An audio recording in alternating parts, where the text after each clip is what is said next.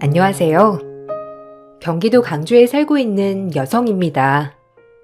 조금 불우하게 자란 저에게 지금의 남편이란 존재는 정말 큰 힘이 되는 존재였어요. 초, 중, 고, 대학교까지 모두 다 같이 입학한 남자 사람 친구에서 어느 날 불쑥 남자로 다가온 사람이었죠. 어려서부터 워낙 저를 봐온 시어머니였기에 결혼도 쉽게 진행할 수 있었어요. 가난하고 어려웠지만 이것이 큰 문제가 되진 않더라고요. 혹시라도 기우는 집안이어서 반대할까봐 걱정했던 저와는 달리 시어머니는 따뜻한 분이셨습니다. 주혁이랑 너 이렇게 될 줄 알았다니까. 그렇게 어려서부터 붙어 다니더니 이젠 내 며느리가 되었구나. 어머님이 다 좋게 봐주셨으니까 이렇게 된 거죠. 감사합니다. 어렸을 때부터 항상 저 챙겨주셨던 거 다 알아요. 아니야. 네가 심성이 좀 착했니? 우리 주혁이랑 참 좋게 잘 지내기를 그때도 얼마나 바랬다고. 여하튼 잘 지내보자. 네가 내 며느리로 들어와서 너무 기뻐. 주혁아, 너 여자 하나 잘 골랐다. 엄마가 얼마나 지영이를 좋아하는데. 엄마가 어렸을 때 지영이 좀 챙겨줬어. 사실 내가 좋아하니까 같이 다니기도 한 거고. 어쨌든 고부가 보기 좋네. 저 부족한 거 많은 거 알아요. 어머님한테 많이 배우고 친엄마라고 생각하며 제가 잘할게요. 받아주셔서 감사해요. 늘 친구의 어머니로만 뵙다가 시어머니가 된 어머님은 제가 생각한 것 이상으로 저에게 잘해주시는 분이었어요. 부모님이 안 계신 저를 살뜰히 챙겨주시기도 하고 항상 맛있는 게 있으면 먼저 저에게 먹어보라고 권유도 했으니까 말이죠. 어렸을 때 이런 분이 내 친엄마였으면 어떨까라는 상상도 해봤었고 왜 우리 엄마는 빨리 돌아가셨을까 그런 생각을 하게 했던 분이었어요. 그런 분을 어머님으로 맞이한다는 것 자체가 참 마음이 벅차고 설레는 순간이었는데 저에게는 그런 분이셨어요. 남편 또한 저와 어머니가 잘 지내는 모습을 정말 보기 흐뭇해했고 앞날에 꽃길만이 있을 줄 알았어요. 나 진짜 당신 부모님들한테 잘할 거야. 어려서부터 그렇게 챙겨주셨는데 지금도 이렇게 잘해주시는 것 좀 봐. 내가 무슨 복이 있어서 이런 시부모님들을 만났을까? 내 인생에서 당신을 만난 게 가장 큰 축복이야. 정말 고마워. 네가 어렸을 때부터 좀 착했냐? 딱 엄마가 네 심성을 알아본 거지. 나야말로 너한테 더욱더 잘할게. 걱정 마. 항상 외로웠을 너 생각하면서 마음이 진짜 좋지 않았어. 이제 무엇보다 네 가족이 된 만큼 평생 외롭지 않게 해줄 거야. 문제가 없는 결혼 생활이었지만 이런 행복도 잠시 시어머니의 본 모습을 알고 가슴이 무너져 내리게 되었답니다. 어렸을 때부터 늘 다정다감했던 어머니는 제가 알던 사람이 맞는지 정말 의심이 들 정도로 다른 분이었어요. 동서와 함께 제 이야기를 하는 어머님을 보고 큰 충격에 빠지게 되었거든요. 사람한테 이렇게까지 상처를 받을 수 있나 싶었어요. 형님은 저희 둘이서 어머님 친구분들이랑 놀러 갔다 온 거 모르죠? 저렇게 둔해서 어떡한데요? 맹에 빠져가지고. 에휴, 그러니까 내가 맹꽁이라고 부르잖니. 주혁이만 아니면 결혼 절대 안 시키지. 근데 어떻게 떡하니 데리고 온 걸. 자식이 좋다는 거 말릴 수도 없고 하여튼 정말 성에 안 차는 며느리야. 부모 복이라도 없으면 지 복이라도 있어야지. 얼굴 봐라. 얼마나 복없게 생겼니? 이래서 없이 자란 애들은 티가 난다니까. 얼굴에 그늘이 팍 쪄가지고 나도 쟤 볼 때마다 한숨이 나와. 그래도 어머님은 포커페이스 진짜 잘하시는 것 같아요. 전 형님한테 형님 소리 할 때마다 왜 이렇게 답답한지. 사회에서 만났으면 절대 말도 섞지 않을 사람이긴 하잖아요. 아주버님은 진짜 모해반해서 저런 여자를 데리고 온 건지. 주혁이가 얼마나 정이 많니? 그저 어렸을 때부터 불쌍하게 여겨서 그렇게 데리고 다니더니 둘이 눈 맞은 거지 뭐. 내가 그때 둘이 같이 다니지 말라고 뜯어 말렸어야 했는데. 설마 하니 저런 애랑 눈이 맞을 줄 내가 알았겠어? 그저 불쌍해서 잘해줬더니 주제 파악 못하고 우리 아들을 마음에 품어? 예, 이런 말 그만하자. 말하면 입도 아프고 더 열불나. 어머님, 진짜 인품이 대단하세요. 어떻게 그런 친구를 가까이 하게 하다니. 형님이 가정환경이 한참 기울었잖아요. 걔가 공부를 좀 잘했게. 걔랑 다니면 주혁이도 공부 열심히 할까봐 둘이 다니게 내버려 둔 거지.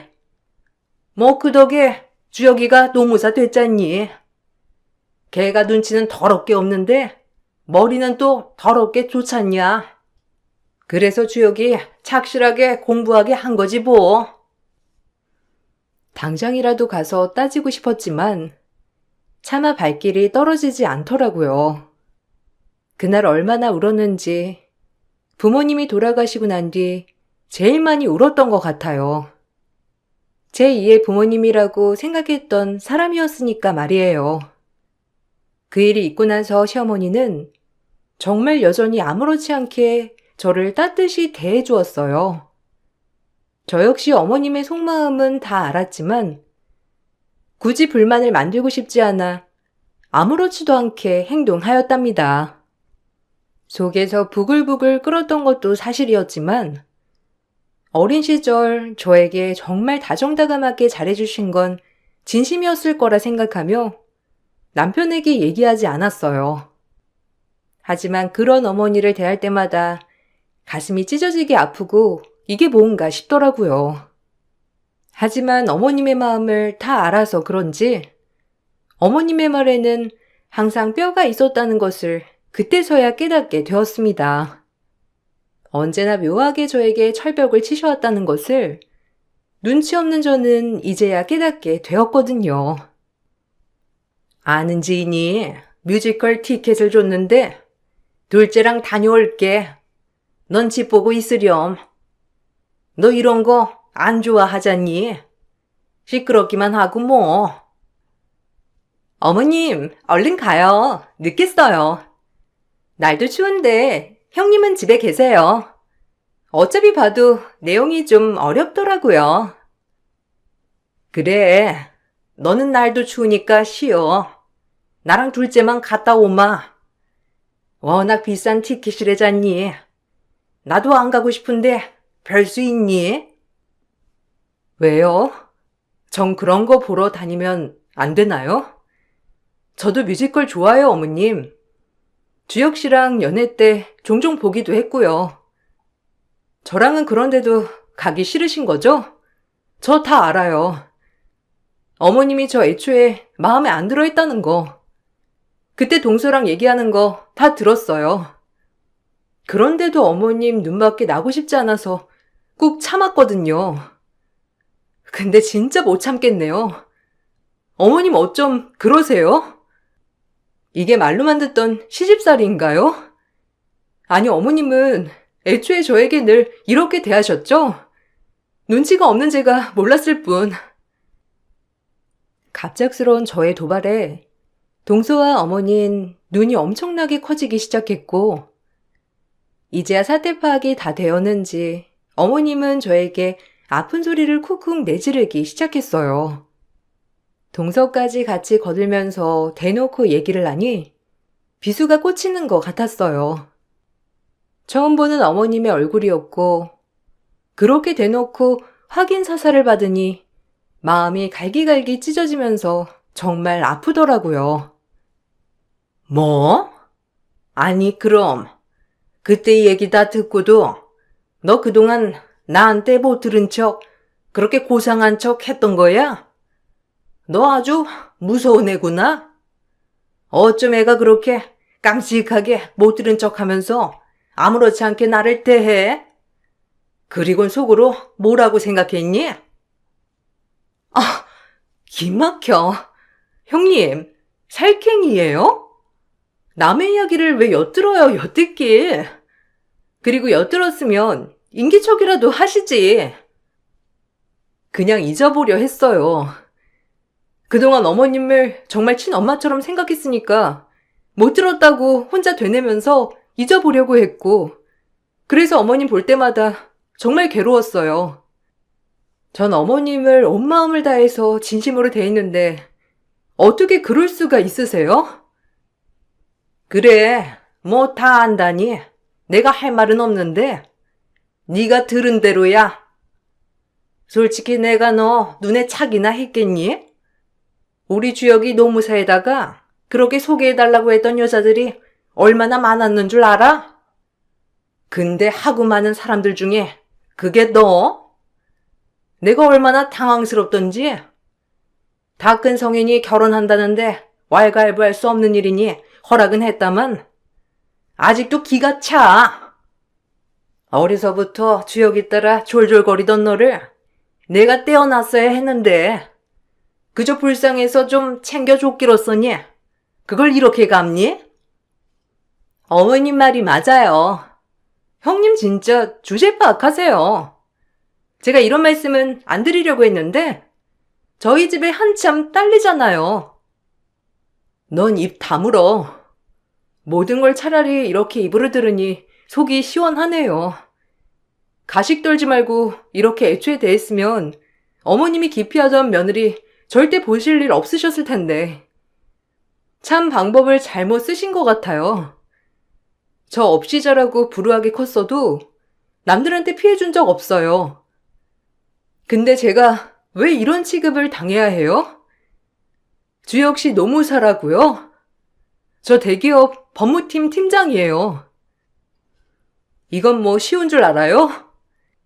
유치하게 급을 나누자는 게 아니라 제가 할 수 있는 선에서 최선을 다해서 달려왔고 부모님 일은 인력으로도 안 되는 일이잖아요. 그건 제 노력으로 되지 않았던 일인데 어쩜 그런 걸 가지고 제 마음을 이리 아프게 하세요? 그러니까 네 복이라는 거지. 그래서 재수 없다는 거고 더 이상 말하지 마. 그리고 아무런 티도 내지 마. 알겠니? 정녕 부모 자식 간에 원수 만들겠다는 거 아니면 그 입 다물으라는 거야. 난 하던 대로 할 테니까 너도 표정 관리 잘하라고. 처음 보는 어머님의 얼굴과 말투였고 그 말씀을 하신 채 어머님은 동서와 집을 나섰습니다. 다 아는 이야기였지만 가슴에 비수가 꽂히듯 아팠어요. 그리고 그 일이 있고 나서 어머님은 남편과 아버님 그리고 다른 식구들이 있을 때는 평소처럼 저에게 잘해주었어요. 이것 또한 무섭게 느껴지더라고요. 원래도 이런 두 얼굴을 가지고 있었나 싶은 게 말이에요. 당신 왜 이렇게 못 먹어? 뭐 안 좋은 일 있었어? 밥 좀 팍팍 먹어. 가뜩이나 살쪄야 하는데 더 마르겠다. 그래 아가, 좀 더 먹어라. 내가 한 게 맛이 없니? 다른 거 해줄까? 건강히 먹어야 몸이 좋아지지. 계란이라도 부쳐주련? 역시 지영이 챙겨주는 사람은 엄마밖에 없다니까. 지영아, 너 계란 좋아하잖아. 엄마가 계란 부쳐주신대. 됐어요. 괜찮아요. 입맛이 오늘따라 너무 없네요. 그만 먹을게요. 어머님이 밥 차려주셨으니 설거지는 제가 할게요. 아이고, 됐어요, 아가씨. 에휴, 내가 며느리를 무슨 이런 거 시키려고 본 줄 아니? 내가 해도 되니까 넌 일찍 들어가서 쉬어. 와, 이게 정녕 고부 사이 맞는 건가 싶다. 지영이랑 결혼하길 정말 잘했어. 엄마도 일이 좋아하고 지영이도 좋아하니. 정말 그냥 다른 사람이라고 해도 믿을 정도의 시어머니였어요. 참 허탈했고 기가 막혔습니다. 그리고 이런 어머님을 제가 감당해내지 못하겠다고 생각을 했어요. 그렇게 시간은 흘렀고 저 역시 멘토를 부여잡으며 버텼어요. 그래 어려서 부모님도 이러는데 이깟 일이 대수랴 싶으면서 합리화를 했고 드디어 동서가 임신을 하게 되었습니다. 저희 역시 아이를 준비하고 있던 터라 내심 부럽기도 했어요. 동서가 임신을 하자 온 가족은 하나같이 기뻐하였고 어머님이 그렇게 예뻐하던 동서이니 시어머님은 입이 귀에 걸리더라고요. 그리고 사람들 앞에서 저를 위로해주는 척하며 또 가슴에 상처를 주었죠. 어머, 둘째 내가 먼저 가졌구나. 누가 먼저 가지면 어때? 우리 둘째 뭐 갖고 싶은 거 없니? 내가 임신 선물로 뭐 하나 해주고 싶은데. 아, 맞다. 그네 넌 마음이 좀 그렇겠구나. 너도 임신 바랬잖니. 역시 나이가 무기인가? 둘째 내가 떡하니 먼저 임신을 했네. 너도 곧 생길 거니 걱정 말으렴. 다 때가 있다고 하잖니. 서운한 거 아니지? 아, 아니요. 축하해야 할 일에 서운하다뇨. 동서 축하해. 동서랑 서방님 닮았으면 정말 예쁜 아이가 태어날 거야. 형님, 진심 맞죠? 제가 먼저 가져서 죄송해요. 아무래도 나이가 어린 게 확실히 큰가 봐요. 이렇게 한 번에. 그러게나 말이다. 그네 분발해야겠다. 하긴 요샌 딩크도 많더라. 굳이 힘들게 노력 안 해도 돼. 너희의 삶을 존중해. 그래도 딩크는 아니지. 우리도 아이 준비하고 있어요. 재수씨 좋은 기운 받아서 저희도 성공해야죠. 묘하게 기분이 나빴지만 지금은 임신 축하에만 전념했고 참 머지않아 저도 임신을 하게 되었어요. 동서와는 4개월 정도 차이가 났었고 그렇게 바라던 임신을 하게 되니 정말 뛸 듯이 기뻤어요. 하지만 어머님은 저에게 한 소리를 넘어 또다시 상처되는 말을 스스럼 없이 하셨고 식구들 앞에서는 다시금 착한 시어머니 모드로 변하셨습니다. 네 동서가 그렇게 셈이 났니? 뒤이어서 바로. 아휴, 사촌끼리 동갑이 뭐야? 엄연히 질서는 있어야지. 네가 보고 자란 게 없어서 그런가? 그런 것도 모르니? 그렇게 시샘이 많으니까 복이 없는 거야. 지 동서 축하해주진 못할 망정 지도 떡하니 애를 배?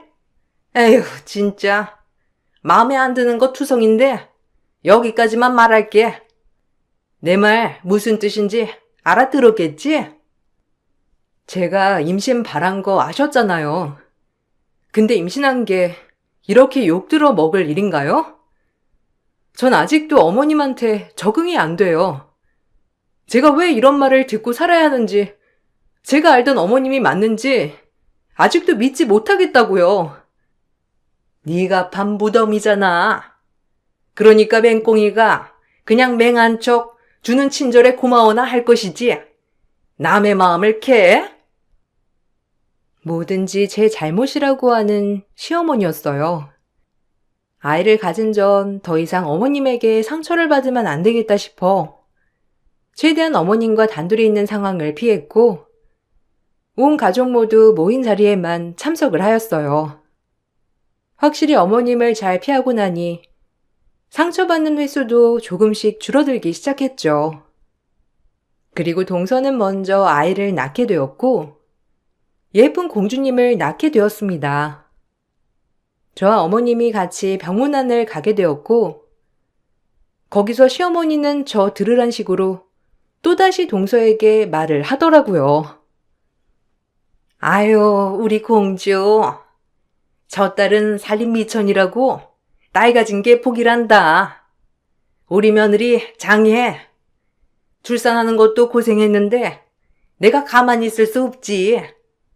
자, 여기 우리 둘째 선물이다. 너 아기 낳는 날 선물로 주려고 이미 다 준비해 놓은 거야. 얼른 열어보렴. 어머, 어머님, 너무 감사해요. 이거 근데 너무 과한 선물 아닌가요? 어떡해. 제가 이런 걸 받아도 되는 건지. 당연하지. 널 위해 준비한 건데. 첫째 조금 크거든. 이제 둘째는 떡두꺼비 같은 아들 낳아라. 알겠지? 아들 하나, 딸 하나 딱 이렇게 두면 더도 말고 딱 좋아. 그러니까 이렇게 주는 거다. 둘째 출산 선물까지 미리 주는 거니까. 첫째 뱃속에 있는 애가 아들이라는데 시할아버님이 아셔봐. 너도 그러니까 무조건 아들은 낳아야 해. 난 그 손자야말로 장남으로 생각할 거다. 당연하죠. 둘째는 떡두꺼비 같은 아들로 안겨드릴게요. 제 뱃속에서 나와야 진정한 로열 핏줄이죠. 안 그런가요? 당연하지. 두말하면 입 아파. 핏줄이 얼마나 중요한데. 그러니까 더도 말고 딱 노력해서 아들로 둘째를 낳아. 어머님이 동서에게 준 선물은 자그마치 2억짜리 땅 문서였어요. 동서는 기뻐서 오열을 했고 저렇게 시어머니에게 진정한 사랑을 받을 수 있는 동서가 내심 부러웠답니다. 그리고 제 뱃속의 아이를 부정하는 것 같아 마음에 또 상처를 받았어요. 둘이서 쿵짝이 잘 맞아 저렇게 얘기하는데도 사실 마음이 아파서 대꾸를 하지 못하였어요. 제 입에서 모진 말을 하고 싶지도 않았거든요. 뱃속의 아이에게 부정적인 감정이 다 전달되는 것만 같아서 억지로 화를 꾸역꾸역 눌러 담았습니다. 너 뱃속에 아들 있다고 지금 네 동서 무시하는 표정으로 보고 있지? 두고 봐라. 둘째는 어려서 금방 또 들어설 거야. 어머니, 저 그렇게 생각한 적 없어요. 제발 모함 좀 하지 마세요. 뱃속의 아이 때문이라도 이런 일로 스트레스 받고 싶지 않거든요. 그냥 어머님이 저 엄청 싫어하는 거 다 알았으니까 뱃속의 아이만이라도 주혁 씨 아이니 좋게 봐주세요. 주혁이한테 아이는 천천히 가지랬더니 네가 꼬신 거겠지? 네 동서 질투하니까 바로 애 가진 것 좀 봐. 네가 이래서 사랑을 못 받는 거야. 눈치도 없고 낄 때 끼지도 못하고 보고 배운 게 없어서 그런 거겠지만 됐다. 그만 말하자. 늘 막말을 하시고 더 이상 말을 하지 못하게 하는 어머님이었어요. 그렇게 어머님의 무시와 차별 속에서 아이를 품었고 제 출산날이 다가오자 아이가 효자인지 다행히 별탈 없이 진통 5시간 만에 아이를 낳았답니다. 남편은 감동을 하여 오열을 하였고 저 역시 이런 기분이 들 줄은 몰랐어요. 시어머니도 제 출산날 병문안을 오셨는데 별로 반갑지 않은 동서를 대동해서 방문하셨어요. 손에는 전복탕을 사가지고 웃으며 들어오더라고요. 저런 모습도 사실 남편이 보고 있으니 하는 행동이어서 그리 달갑지만은 않았고 전복탕 안에 뭘 넣었을지 모르겠다는 생각까지 들더군요. 그나가 수고 많았다. 내가 넣어주려고 전복탕 사왔어. 산모가 몸 좋게 잘 먹어야 모유가 쑥쑥 돌지. 쭉 들이키거라. 역시 지영이 생각해주는 건 엄마밖에 없다니까. 지영아, 엄마가 사온 전복탕 좀 먹어. 얼른 기력 보충해야지. 그래, 얼른 한 사발 들이켜. 난 손자보다도 네 몸이 제일 걱정되었어. 가뜩이나 마른 몸 얼마나 고생했을 거야. 어머님의 마음을 알고 전복탕을 받아 들어서 그런지 그렇게 썩 내키지 않더라고요. 그럼에도 불구하고 시모에게 한 사발 건네봤던 그 순간 시할아버님이 제 병원에 들어오셨습니다. 그리곤 저에게 연신 고맙다며 고마움의 표시를 해야 한다고 하였어요. 그리고 고마움의 표시라고 하면서 저에게 뭔가의 문서를 지어준 순간 온 시가 식구 인생이 종쳤습니다. 정확히 말하자면 동서와 시어머니 인생이 말이죠. 시어머니는 그걸 보자마자 눈이 뒤집혀서는 여태까지 감춰오던 본 모습을 드러내었거든요.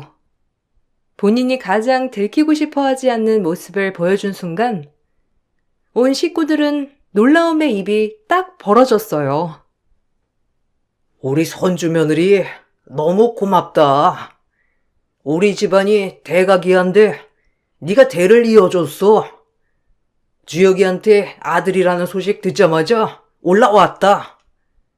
네 시어머니가 영 성별에 대해 얘기가 없길래 너 딸이겠거니 했는데 아유, 내가 너한테 너무 고마워서 가만히 있을 수가 있어야지. 자, 여기 바꿔라. 이건 할애비가 주는 선물이다. 우리 집에서 네가 제일 잘한 일을 했어.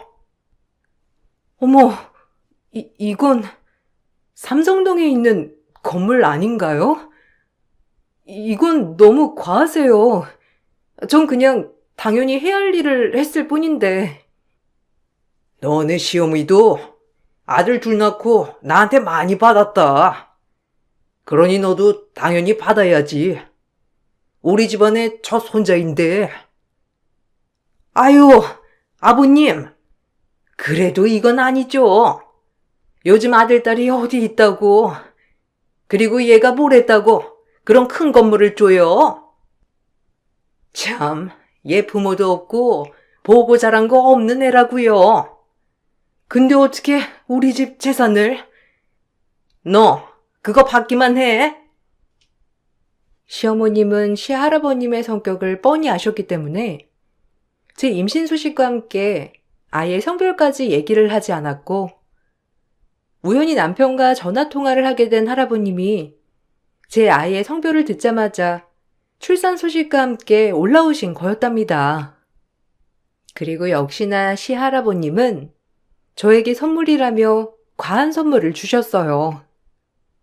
사실 남편네 집은 가지고 있던 땅이 재개발과 더불어 할아버지의 명확한 투자로 인해 큰돈을 만졌었거든요. 전 이 큰 선물을 받고 너무 감동했지만 시어머님은 절대 받지 못하게 했답니다. 엄마, 평소에 지영이 그렇게 생각하고 있었어요? 진짜 너무하네요. 지영이가 얼마나 엄마를 좋아했는데 부모 없는 게 무슨 죄라고 그렇게 말씀하세요? 엄마한테 진짜 실망이에요. 지영아, 미안하다. 내가 대신 사과할게. 아주버님, 그건 아니죠. 그리고 할아버님, 저도 아기 낳았는데 어떻게 저한텐 아무것도 안 주세요? 제가 첫 손주를 안겨드린 거잖아요. 정말 너무하시네요. 집안으로 보나 뭐로 보나 다 형님보다 제가 월등한데 혹시 손주 며느리를 착각하신 거 아닌가요? 저 여자가 뭘 했다고 건물을 주냐고요. 어머님, 진짜 이건 아닌 것 같아요. 꼴랑 전 땅문서인데. 동서는 그 와중에 본인이 받은 것과 천지 차이인 제 선물을 보고 비교질을 하기 시작했고 그 모습을 본 남편은 그동안의 일들을 짐작이나 하는 것처럼 말을 하였어요. 그리고 시할아버님 또한 사대 파악을 다 한 듯 보였어요. 이미 땅 문서도 받아놓고 지금 그러는 거예요? 재수 씨도 말 가려하세요. 이제 안 봐도 훤하네요. 둘이서 지영이를 얼마나 무시하고 업신여겼는지 정말 실망입니다. 우리 집 식구가 그런 줄은 상상도 못했는데 어떻게 그럴 수가? 이 못된 것들 같으니라고? 안 봐도 비디오다. 내 나이가 아무리 90이 다 됐어도 이런 거 하나 분간 못할까봐. 애미 너도 그러는 거 아니야 진짜. 날 같은 네 며느리를 감싸주고 품어주지 못할 망정 그렇게 생각하다니 정말 실망이야. 아니, 제가 뭘요? 아버님이 뭘 한다고 그러세요? 제가 얼마나 마음에 피멍이 들었는데 어떻게 노무사인 우리 아들에게 저런 부모도 없는 여자애가 가당키나 해요? 박복해도 유분수지. 그래요. 이왕 이렇게 된 거 난 쟤 너무 싫었어요. 정말. 아버님은 저 욕할 수 없어요. 제가 우리 주혁이를 어떻게 키웠는데 내가 엄마인데 며느리 마음에 들지 않는다고 말도 못해요? 나이를 먹었으면 곱게 먹어라. 지금 네 얘기를 들으니 우리 큰 손주 며느리가 나는 더 안쓰럽구나. 애초에 너 시집 왔을 때도 내 눈에 찬 줄 알아? 그래도 이왕 아들이 좋다니까 싫은 내색 일절 안 하고 오히려 좋은 것만 생각했어.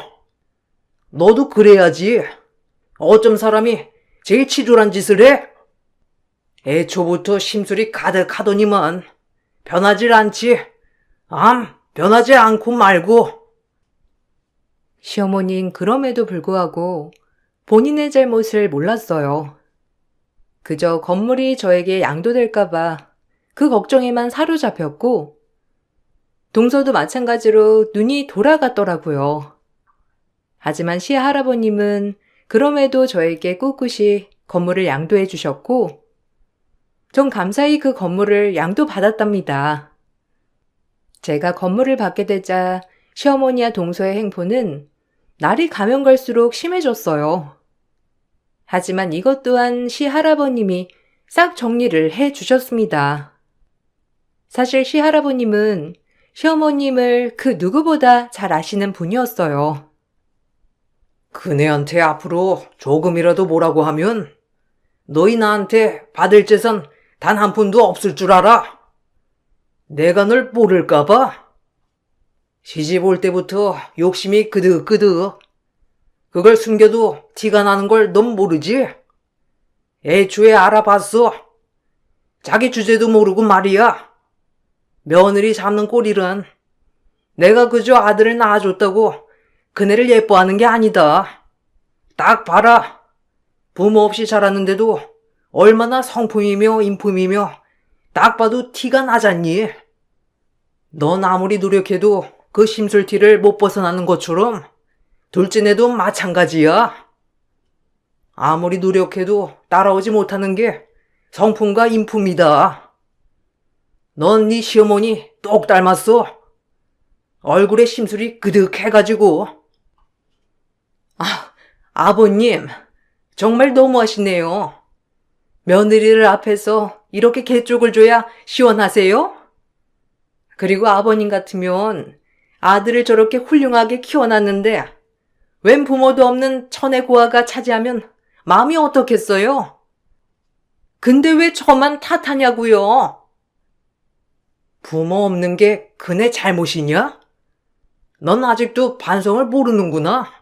됐다. 더 얘기할 필요도 없겠어. 너 욕심 많은 건 진작 알았다만 내 손주들을 잘 키워줘서 그래도 이 재산 나 죽으면 네 앞으로 해주려고 했는데 그저 건물 하나 큰 손주 며느리 준 걸로 이렇게까지 화내는 간장종지라면 넌 내 재산 한 푼 받을 자격이 없어. 당장 유언장을 수정할 거야. 더 할 얘기 없다.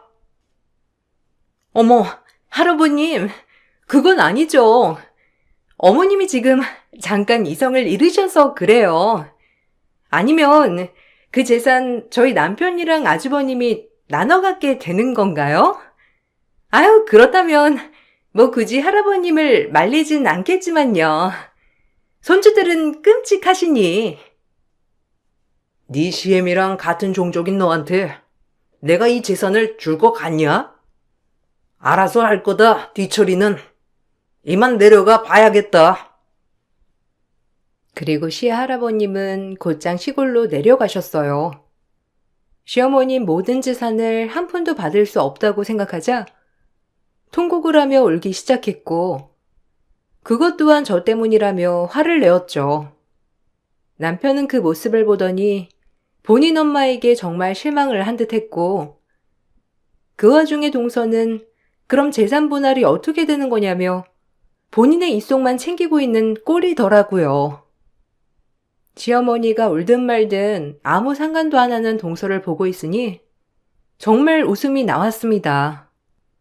돈에 눈먼 여자들 같은 생각이 들었거든요. 엄마, 그렇게 모든 걸 지영이 탓할 거면 우리도 이제 여긴 안 올게요. 그게 낫겠어. 서로 보는 게 스트레스인데 왜 만나? 우리 갈게요. 그리고 엄마한테 정말 실망했어. 엄마의 모든 것에 다 의심이 들어. 저희 이만 갈게요. 여보, 가자. 내가 널 어떻게 키웠는데 그런 말을 하니? 여자의 눈이 돌아도 그렇지. 이럴 순 없는 거다. 이 집 남자들이 다 뭐가 씌어가지고 저 부모도 없는 천의 고아한테 저렇게 눈둘이 뒤집혀? 그깟 아들 낳은 게 뭐라고. 정말 어이가 없네. 아니 아주버님, 그래도 이도 자식인데 혹시 할아버님이 재산 분배를 손자들한테 각자 해 주시겠죠? 그것만 대답해 주세요. 돈에 환장들 했네요. 재수 씨까지 진짜 너무해요. 그 와중에 이런 모습들을 보이니 제 아내가 얼마나 그동안 마음속에 응어리가 줬을지 상상이 가요. 당분간 못 볼 것 같네요. 다들 할아버지가 엄마와 재수 씨를 본 모습이 아주 딱 맞아요. 전 그렇게 시댁과 절연하다시피 했고, 때 되면 시골에 할아버님을 뵈러 가긴 하지만 거의 시댁에는 가고 있지 않답니다. 제 아들 커가는 모습을 보며 할아버님은 정말 뛸 듯이 기뻐하세요. 아직 옛날 사람이라 아들 사랑이 각별하신 분이라 제가 아들을 낳았다는 이유 하나만으로 이렇게 국빈 대접을 해 주신답니다. 사실 그래서 가끔은 혹시 내가 딸을 낳았으면 어땠을까라고 생각은 해보았지만 이렇게 앞으로의 인생이 편해지라고 아들을 낳았나 보다는 생각이 들기도 해요. 어머님은 그 이후로 재산을 위해 할아버님에게 사죄를 했지만 대쪽 같은 할아버님은 한사코 사과를 사양하셨답니다. 그네한테 미안해 해라. 나한테 하지 말고. 네가 사과할 사람은 내가 아니라 그네야. 지금 네가 재산 때문에 일어나 본데 그러지 마라. 사람이 그러면 못 쓴다. 돈이야 없다가도 있는 거고 있다가도 없는 건데 사람이 얼마나 귀한 자산이건을. 아버님, 그래도 우리 세월이 얼마인데 어떻게 이런 식으로 저를 내치시는 거예요? 저 그냥 너그럽게 생각해 주세요. 나한테 이럴 게 아니라니까. 난 마음 안 변한다. 그네한테 먼저 사죄하고 와. 그래야 나도 마음이 풀어질까 말까야. 그리고 그렇게 예뻐하던 동서도 시어머님 앞에서 재산을 취득하려는 모습을 보이자 두 고부도 끝이 났다고 해도 가언이 아니라고 하더라고요. 남편에게 듣기론 시동생도 그런 이기적인 동서와 이혼하고 싶지만 아이 때문에 억지로 참고 산다고 하더군요. 그런 남편은 본인 동생이 안쓰럽다고 저에게 얘기를 했고, 저 역시 그 말을 들으니 참 안타까웠어요. 그리고 언젠가 시동생이 한 번은 터지지 않을까 생각도 했답니다. 참 돈이 뭐길래 이렇게 가정이 파탄 나는지도 참 무서운 것 같아요. 할아버님이 어머님을 받아주지 않자 어머님은 저에게 미안하다고 한번 만나자고 했지만 제 마음의 상처가 아물지를 않아서 만남을 꺼리고 있답니다. 진실이 없는 어머님은 그저 돈 때문에 저에게 미안하다고 하는 거 뿐일 테니까요. 그리고 아무도 없는 저에게 진정한 가족이 뭔지를 깨닫게 해준 남편에게 정말 고마운 생각이 든답니다. 지금 이 행복이 깨지지 않기만을 바랄 뿐이에요. 여러분, 제 외로웠던 인생 앞으로 행복할 거라고 꼭 응원해 주시면 감사하겠습니다. 그럼 여기서 글을 마쳐볼게요. 늘 행복하세요. 안녕하세요. 저는 30대 후반 여자입니다. 남편과 이혼한 지 3개월이 넘었고 숙려 기간도 끝이 난 상태라 법적으로 완전한 남이 되었습니다. 지금도 그때의 충격에서 벗어나지는 못했지만 시간이 약이라고 하루빨리 정상적인 생활로 돌아갔으면 좋겠습니다. 남편과 6년 결혼 생활 끝에 정리를 하게 된 결정적인 이유는 어느 순간부터 저와 엄마를 대하는 행동들이 눈에 띄게 달라졌고 그런 모습들이 너무 큰 상처로 돌아와 이혼을 고민할 수밖에 없었어요. 그동안 정말 열심히 살아왔었는데 한순간에 모든 것들이 무너지게 되는 하나의 사건이 있었고 절대 용서할 수 없는 남편의 충격적인 행동은 결국 경찰까지 동원하게 만들었죠. 문제가 시작된 건 엄마가 교통사고를 당하게 된 이후 한동안 병원에 입원을 하셨었는데 남편과 시어머니가 병문안을 왔었어요. 당연히 저희 엄마를 걱정해주고 몸 상태는 어떤지 그런 것들을 물어보실 줄 알았는데 전혀 상상하지 못했던 말을 듣게 되었고 시모의 한마디에 너무 놀란 저는 입을 다물지 못할 정도로 엄청난 충격을 받아 생각 없이 뱉은 시모의 말에 안 좋은 감정을 표출했어요. 딱 봐도 엄마의 상태가 어떤지 뻔히 보이는데 왜 그런 말을 했는지 이해할 수 없었습니다. 누구나 충분히 그럴 수 있어요. 돈이 궁하다 보면 몸으로라도 때워야 되겠지.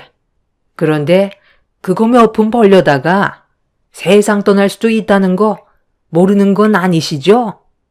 제가 봤을 때 일부러 차랑 부딪히는 척 연기를 해서 보험금 타먹으려고 한 것 같아 보이던데 단순 접촉 사고라면서 굳이 입원까지 하는 이유가 뭐예요?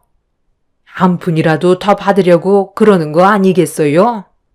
이참에 정밀검사도 좀 받고 병원에서 푹 쉬면서 때 되면 삼시세끼까지 나오니까 잘 됐다 싶었겠죠. 어머님, 저희 엄마 걱정되셔서 병문안 오신 거 아니에요? 보험금 타먹으려고 술을 쓰는 거라뇨. 아니, 무슨 그런 말을 하세요? 쓸데없는 말씀하실 거면 왜 오신 거예요? 저희 엄마 좌측 갈비뼈 3군데에 금이 갔고 발등에도 금이 가서 최소 한 달은 꼼짝없이 누워만 있어야 한다고요. 이만하길 다행인 건데 지금 보험 사기라고 하셨어요? 아니. 우리 엄마는 보기에 멀쩡해 보이시니까 큰일이 아닌 줄 아셨나 봐. 별것도 아닌 거 가지고 너무 열내지 마. 우리 엄마도 하루빨리 건강을 되찾길 바라신다고. 내가 당신한테 전화했을 때 우리 엄마 상태에 대해 설명해 줬었잖아. 병원에 오기 전에 어머님한테 미리 말씀 안 드렸어?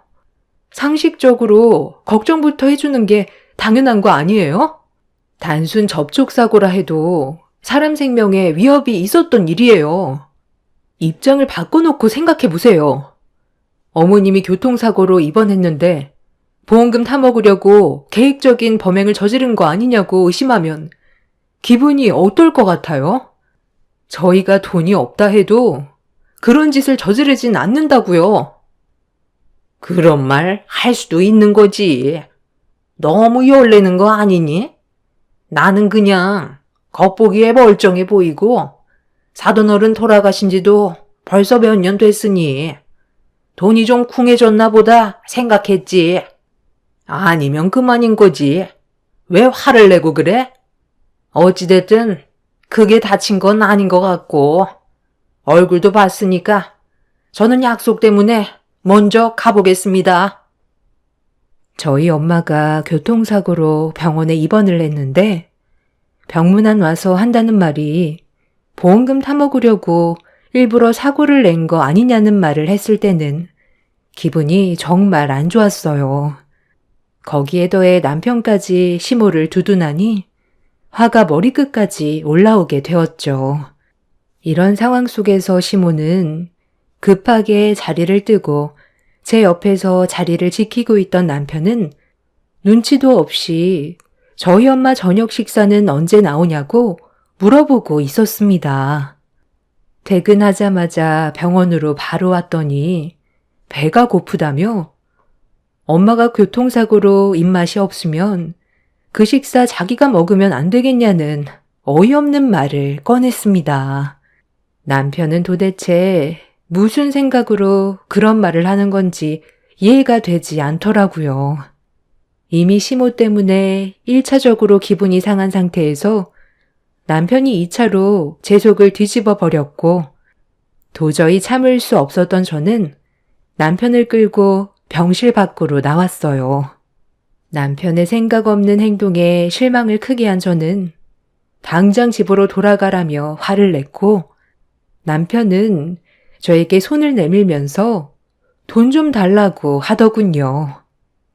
가는 길에 저녁이라도 좀 사 먹게. 돈 좀 줘봐. 집에 가면 먹을 거 없잖아.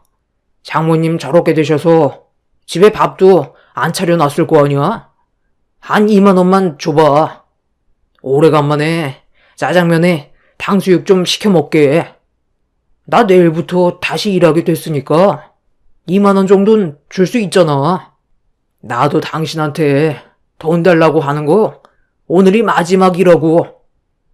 이번엔 또 무슨 일인데? 어차피 또 몇 달 하고 그만두겠지. 내가 그동안 당신을 봐왔는데 모르겠어? 이번에는 제발 부탁인데 6개월은 좀 넘기면 안 될까?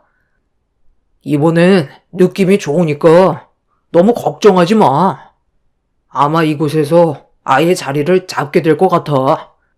집안의 가장인 나도 그동안 말을 안 해서 그렇지 얼마나 힘들었는데. 당신은 일하고 있는데 나는 집에서 놀고 먹기만 해서 맨날 눈치만 보였었다고. 이번에 나 한방병원에서 일하게 됐어.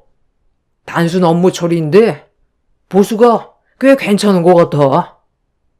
다른 거 다 필요 없으니까 그냥 진득하게 오래만 다녀.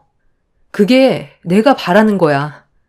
자, 여기 2만 원. 솔직히 지금 기분 상태론 주고 싶지 않은데 집에 차린 것도 없고 밥값 안 주면 어머님한테 또 얘기해서 상황이 안 좋아질까봐 주는 거야. 나도 이번이 아마 마지막이 될 것 같아. 당신이 별 이유 없이 또 그만둔다면 그땐 우리 관계 진지하게 생각해보는 게 좋겠어. 우리 딸 지우도 이제 5살이야. 앞으로 돈 들어갈 곳 얼마나 많은데 나 혼자 버는 걸로 생활하는 게 얼마나 버거운지 알아?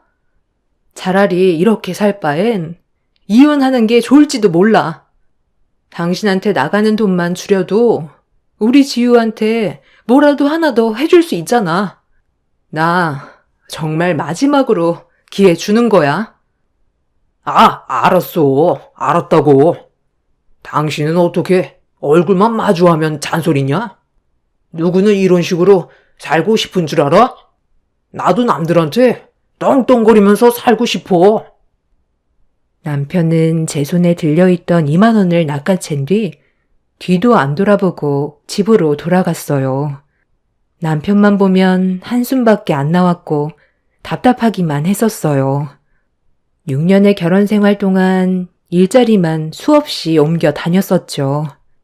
단순 사무직부터 생산직, 주유소, 편의점, 배달일 안 해본 게 없을 정도였는데 하나를 진득하게 하지 못하고 꼭 이런저런 핑계를 대면서 일을 그만두게 되었고 쉬는 기간이 짧은 것도 아니었어요. 길면 쉬는 날이 6개월은 넘어갔었으니까요.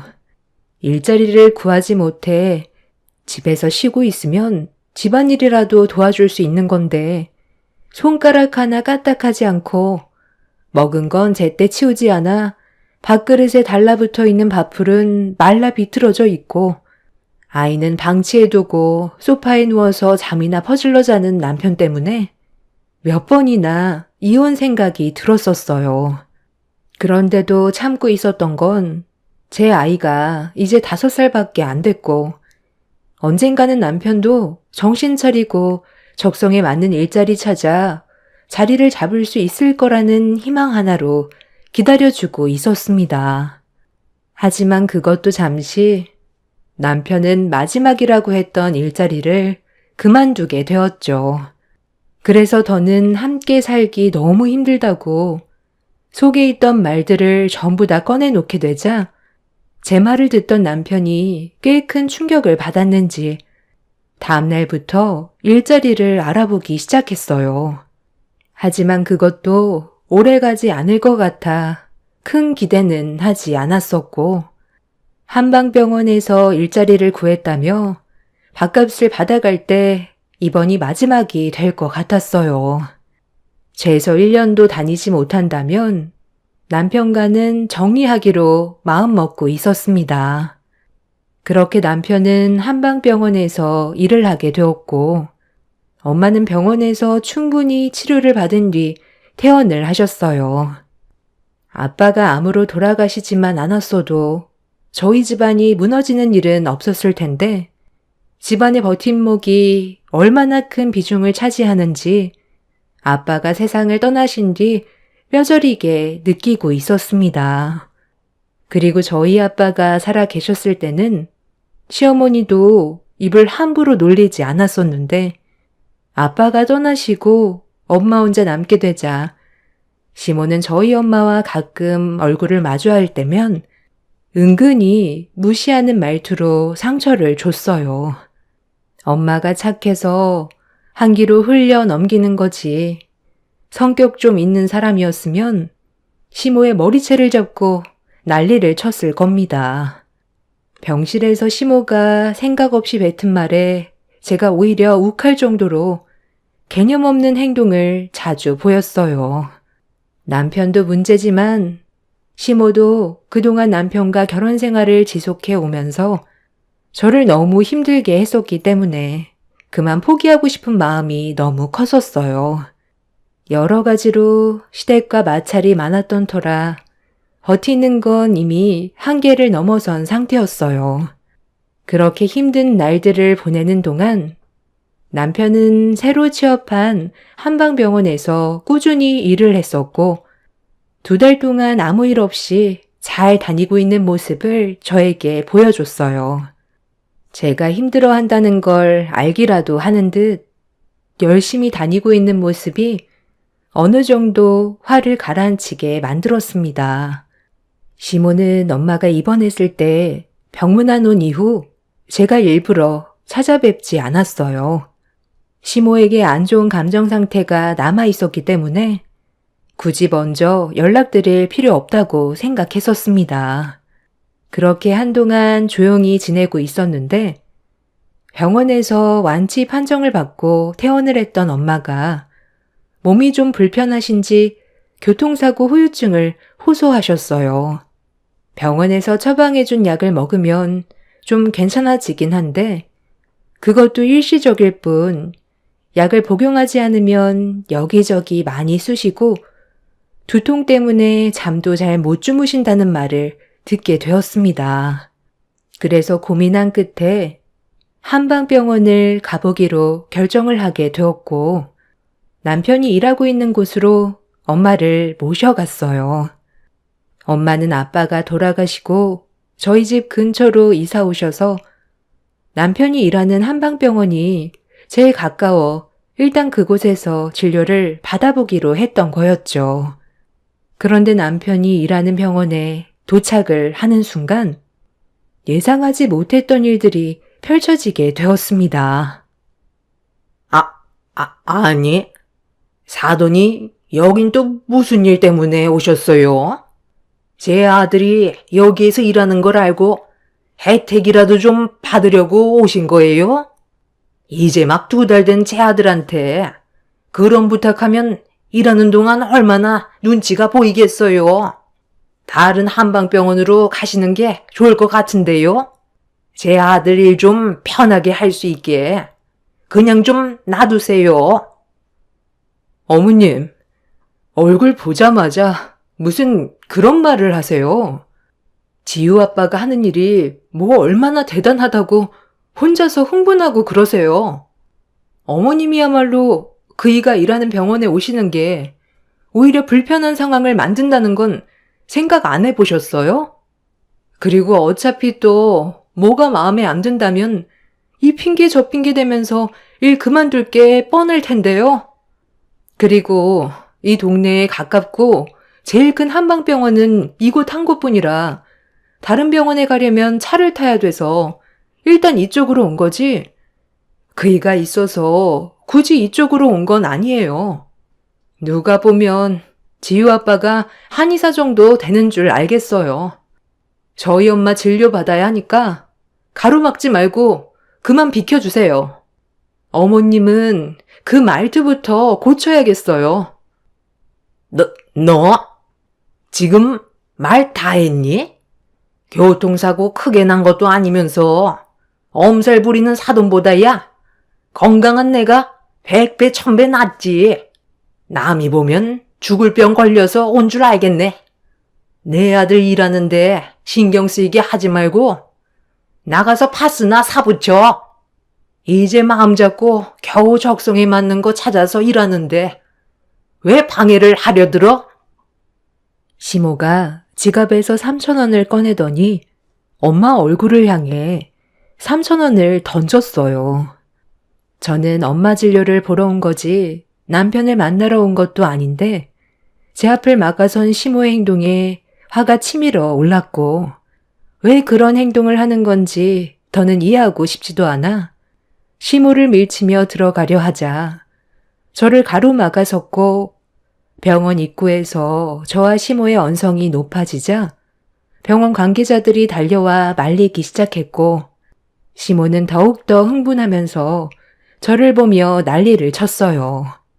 상황이 심각해지면서 일을 하고 있던 남편이 밖으로 나왔고 저와 시모의 마찰을 보더니 기겁을 하면서 달려와 저와 시모 사이를 떨어뜨려 놓자 그제야 상황이 진정이 됐고 무슨 일이냐고 물어보았죠. 에휴, 말도 마라. 사돈이 네가 이 병원에서 일하는 거 알고 공짜 진료 보려 하길래 내가 일하는데 방해하지 말고 다른 병원 가보라고 했거든. 그런데 며느리가 나를 아주 잡아먹을 듯이 노려보면서 여기서 굳이 진료 받겠다잖아. 그러니 내가 속이 안 터지겠어?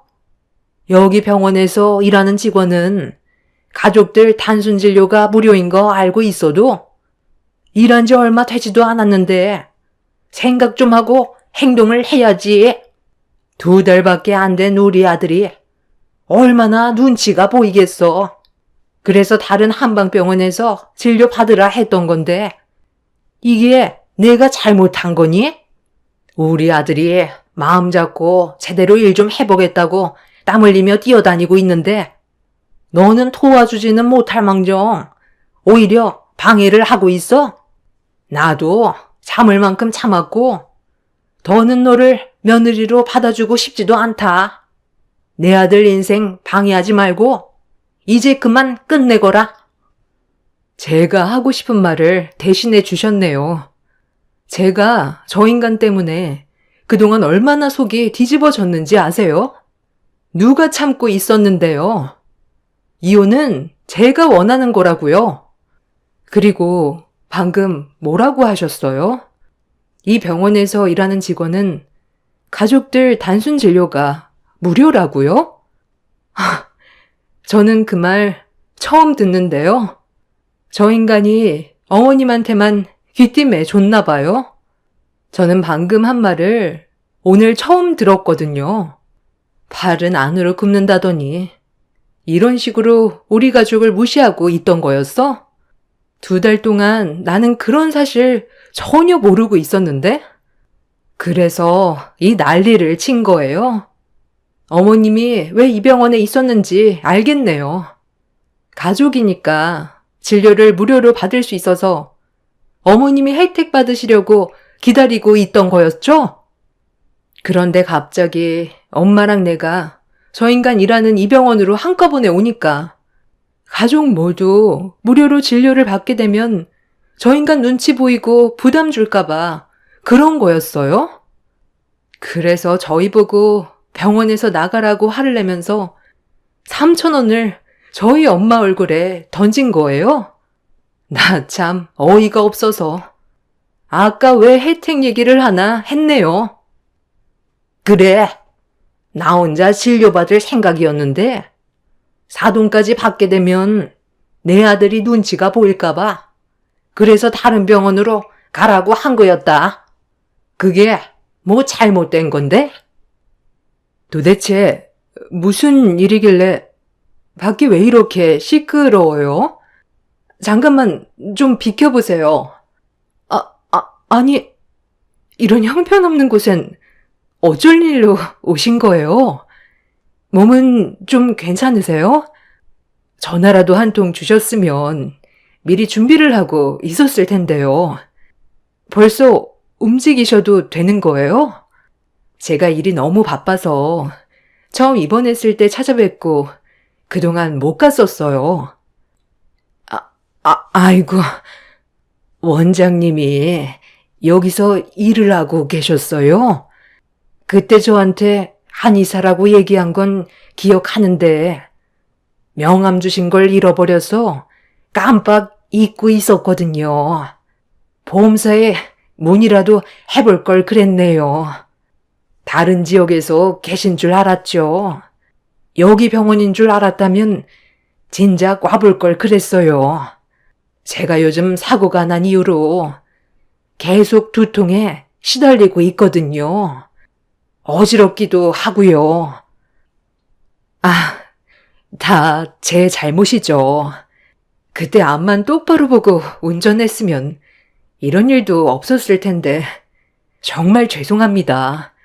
일단 예약 진료를 기다리시는 분들이 계시니까 자리에 앉아서 잠시만 기다려 주시겠어요?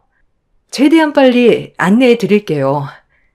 그런데 무슨 일 때문에 병원 앞에서 목소리를 높이셨던 거예요? 대충 보니까 상황이 많이 안 좋아 보이던데요? 아니, 잠깐만. 그러니까 내 아들이 근무하는 병원의 원장님과 교통사고가 난 사람이 안사돈이었다는 거예요? 아니, 이런 상황은 미리 알려줘야 되는 거 아니야? 저도 사고를 냈었던 여자를 그 자리에서 처음 봤었어요. 보통은 보험 처리로 끝나기 때문에 얼굴 볼 일은 없을 줄 알았는데 한의 원장이라는 그 여자는 이미 사고가 났을 당시 병원에 같이 있었고 명함까지 줬었는데 그걸 잊어버린 거였어요. 엄마는 제가 직장에서 근무하던 도중 교통사고가 났다는 소식을 듣고 급히 병원으로 오다가 저까지 문제가 생길까봐 퇴근 시간에 맞춰 연락을 했던 거였어요.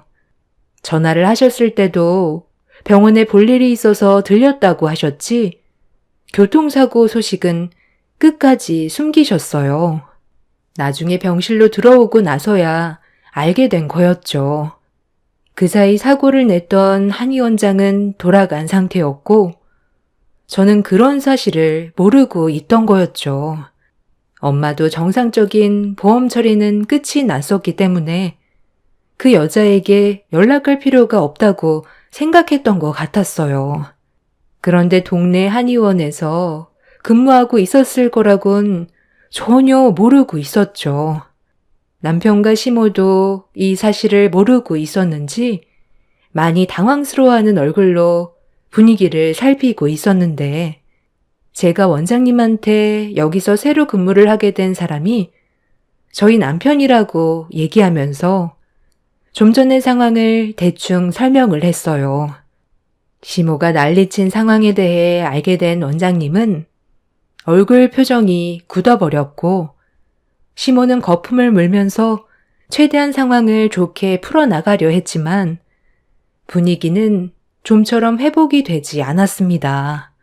남편은 가족들끼리 잠깐의 오해로 인해 생기게 된 일이니 좋게 넘어가길 원했지만 원장님은 좀처럼 용납이 되지 않는 듯 했고 시모는 이 문제로 자기 아들이 한의원에서 잘리게 될까봐 머리를 숙여 소란 피운 거에 대해 사과를 했어요. 남편은 한의원에서 잡다한 일과 탕전실에서 약을 다리고 청소까지 하는 업무를 담당하고 있어요. 바쁠 때는 수납도 같이 한다고 들었는데 월급은 얼마 되지 않아도 꾸준하게 일을 할 수만 있다면 저는 그걸로 만족하고 있었습니다. 본인이 좋아하는 일을 하는 게 제일 중요한 거였으니까요. 그래서 저도 최대한 상황을 좋게 정리하려고 원장님한테 오해가 있었다는 걸 설명하려 했는데 그 순간 한의원에서 일하던 여자 직원이 갑자기 남편과 같이 일을 하지 못하겠다면서 눈물을 터뜨렸어요. 그러자 주변에 있던 다른 여자 직원들도 똑같이 남편이 일을 그만두길 원하고 있었습니다. 갑자기 예상하지 못한 상황에 당황한 저는 그 여자 직원들을 바라보고 있는데 제일 먼저 입을 열었던 여자 직원이 남편의 손에 있던 핸드폰을 가리켰어요. 그러자 남편은 급하게 핸드폰을 숨겼고 원장님이 핸드폰에 뭐가 있는지 물어봤지만 횡설수설하면서 말을 더듬고 있었습니다. 아무것도 없어요. 제 핸드폰에 뭐가 있겠어요? 요즘 배워야 될 업무가 많아지다 보니 잊어버리게 될까봐 핸드폰에 자료들을 저장해 둔 것밖에 없어요. 그런데 왜 직원들이 광진 씨가 그만두길 원하는 거죠? 그 핸드폰에 뭐가 들어있길래 여직원들이 눈물까지 흘리는 건지 제가 이 병원의 원장으로서 확인을 해봐야 할 것 같은데요. 오해라면 지금 이 자리에서 해결하는 게 좋은 거죠. 제가 좀 전에 문제로 광진 씨가 우리 병원에서 계속 근무하는 게 맞는지 고민을 하고 있었는데 갑자기 직원들이 그만두길 원한다고 얘기하는 것 보면 제가 모르는 뭔가 문제가 있겠죠. 당장 핸드폰 안에 뭐가 있는지 확인시켜주지 않는다면 경찰에 신고를 할 수밖에 없을 것 같네요. 끝까지 안 보여주겠다는 거예요? 그럼 어쩔 수 없죠. 지금 당장 경찰에 신고를 해야 되겠네요. 도대체 뭔데 그래? 왜 숨기고 말을 하지 않는 건데? 당신이 떳떳하면 핸드폰을 보여주면 되는 거잖아. 상황을 왜 계속 악화시키는 거야? 여기에서도 잘릴 거야? 그래, 일단 빨리 보여줘라. 이러다 여기서까지 잘리면 어쩌니? 네가 여기에서 일하는 게 즐겁다고 했었잖아. 적성에 맞는다며. 그럼 오해를 풀어야지. 원장님, 저 사람이 일을 배운답시고 핸드폰으로 자료를 촬영하는 것처럼 행동하더니 나중에 알고 보니까 실제로는 그게 아니었어요. 저만 이상하게 느끼는 줄 알았는데 다른 직원들도 저처럼 똑같이 느끼고 있더라고요. 그런데 나중에 알고 보니까 저희들 모습을 촬영하고 있던 거였어요. 한번 확인해 보세요. 제가 지워달라고 했었는데 자기는 모르는 일이라면서 끝까지 아니라고 하잖아요. 너무 불쾌하고 같이 일하는 게 힘들 정도예요. 맨날 말로는 5살 된 자기 딸 먹여 살려야 한다면서 온갖 불쌍한 척은 다 하고 뒤에서는 저희들 촬영하는데 얼마나 기분이 더러운 줄 아세요? 원장님도 아마 촬영했을 거예요. 당장 경찰에 신고해 주세요. 저는 여자 직원의 말을 듣는 순간 경악을 했어요. 제가 전혀 알지 못했던 남편의 또 다른 모습에 입을 다물지 못했고, 도저히 믿을 수가 없어서 남편이 쥐고 있던 핸드폰을 빼서 확인을 해보려고 했지만 저에게도 끝까지 주지 않았습니다. 남편은 갑자기 그 자리에서 도망까지 치려고 하길래 한의원에 있던 사람들이 남편을 밖으로 못 나가게 막았고, 잠시 뒤 경찰이 오면서 남편이 들고 있던 핸드폰을 확인할 수가 있었습니다. 그리고 그 안에는 충격적이게도 다른 여자 직원들과 원장님의 사진들이 수두룩하게 들어 있었어요. 한방병원에서 일하는 직원들은 남편 빼고 거의 다 전부 여직원이었는데, 원장님이 남편을 채용했던 이유는 남자 직원도 있어야 안전할 것 같아 채용을 했던 거였는데, 그게 엄청난 실수였다는 걸 알 수 있었죠. 글로는 모든 걸 다 설명하긴 어렵지만 요즘 핸드폰의 기능이 상당히 좋아서 줌으로 확대해도 화질이 깨지지 않는다는 걸 이용해 상당히 많은 사진을 촬영했었어요. 남편은 그냥 호기심이라고 설명했었지만 그건 절대로 용납할 수 없는 행동이었습니다. 결국 여자 직원들과 원장님은 남편을 상대로 소송을 제기했고, 저도 그런 남편한테 너무 큰 실망을 해서 더는 함께 살고 싶지 않아 이혼을 결정하게 되었습니다. 그동안 정말 많이 참고 살아왔었는데 또다시 저에게 상처를 준 남편과 더 이상 살아갈 이유가 없었습니다. 시모는 그 자리에서 원장님과 직원들한테 무릎 꿇고 용서를 구했지만 선처는 없었고 결국 법의 처벌을 받게 되었죠. 그렇게 남편과 저는 현재 이혼을 한 지 3개월이 지났고 법적으로 완전히 남이 되었습니다. 시모는 제가 남편과 이혼을 결정했을 때 자신이 했던 잘못에 대해 용서를 구했지만 저는 더 이상 같이 살고 싶지 않다고 반품하겠다며 어떠한 말도 들어주지 않았어요. 남편은 경찰 조사를 하다가 추가적으로 또 다른 범행을 저질렀다는 게 밝혀졌고 그동안 다른 회사에서도 근무를 하면서 이 문제로 직원들에게 안 좋은 시선을 받아 퇴사를 한 거였어요.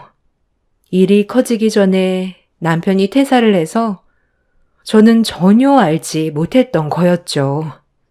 결국 전에 있었던 일들까지 전부 다 밝혀지게 되자 남편은 가중처벌을 받게 되었고 징역 4년의 형을 받았습니다. 이 문제로 시모의 동네에서는 한바탕 난리가 나서 지금은 다른 지역으로 이사를 했다고 들었어요. 저는 제 딸의 친권을 받아내었고 저도 엄마와 함께 다른 지역으로 이사할 생각이에요. 처음엔 호기심이었겠지만 그걸 알면서도 똑같은 행동을 반복했다는 건 범죄 행위를 인정하는 거니 제 딸도 교육상 안 좋아질 것 같습니다. 친권 포기각서를 받아내길 잘한 것 같아요. 그동안 정말 열심히 살아왔었지만 그 시간이 너무 아깝기만 하네요. 앞으로는 저희 가족에게 좀 더 밝은 날이 찾아왔으면 좋겠어요. 제 사연 들어주신 분들 감사합니다. 안녕하세요. 수원에 살고 있는 여성이에요. 최근 이 채널을 알게 됐는데 들으면 들을수록 참 위로가 많이 되는 채널인 것 같아서 저 역시 제 이야기를 함으로써 누군가에게 위로가 될 수 있겠다 싶어 글을 써봅니다. 친언니의 남편, 즉 형부의 소개로 남편을 알게 되었어요. 형부는 잘 나가는 대학병원 외과 의사였고 본인과 친한 후배를 친구로 소개해 준 것이죠. 그저 제가 좋은 남자를 만났으면 좋겠다고 누누이 말했던 형부였기 때문에 너무 고맙고 좋은 마음이 들게 되었어요. 처제, 잘해봐. 아주 성실하고 괜찮은 사람이래. 아무쪼록 처제도 나같이 좋은 남자 만나서 얼른 시집 가야지. 다 내 동생 같아서 그래. 사실 언니 동생이니까 내 동생이나 다름없지. 처제도 진짜 시집 잘 가야 해. 요새 이상한 사람 많다고. 그러게요. 형부가 주선해준 소개팅만 여러 건인데 참 송구스럽네요. 제가 워낙 까다로워가지고 이번엔 잘해볼게요. 아니야. 결혼할 사람인데 당연히 깐깐히 골라야지. 난 괜찮으니까 마음에 안 들면 억지로 만날 필요 없어. 알겠지? 그리고 처제 소개받고 싶다고 하는 사람 줄 섰으니까 천천히 골라. 결혼할 사람인데 당연히 따지고 재고 골라야 하지 않겠어? 형부는 정말 다정다감한 사람이었어요. 그런 형부에게 소개를 받는 사람이라 그런지 믿음이 확 가게 되었고 그렇게 남편과의 소개팅이 이루어졌습니다. 하지만 이것 또한 운명이었는지 그날 소개받기로 한 형부의 지인이 못 나오게 되었고 친구를 대신해서 나온 남자와 제가 운명적으로 맞닥뜨리게 된 거예요. 형부의 지인은 아니었지만 이것 또한 운명이겠거니 생각하니 더욱더 좋더라고요. 피부과에서 페이닥터 일을 하고 있는 남편은 굉장히 의사라는 프라이드가 뛰어났어요. 저 역시 제 직업에 자부심이 있던 터라 그런 남편이 좋아 보였고 몇 번의 만남 끝에 결혼을 결심하게 되었습니다.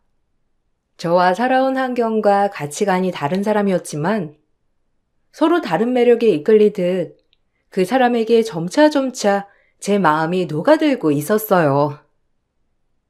운명 같은 너를 만나서 얼마나 기쁜지 몰라. 그날 내가 거기 안 나갔더라면 널 못 만났을 거 생각하니까 참 아찔하다. 그러니까 이게 운명이지 어떻게 이런 식으로 만나?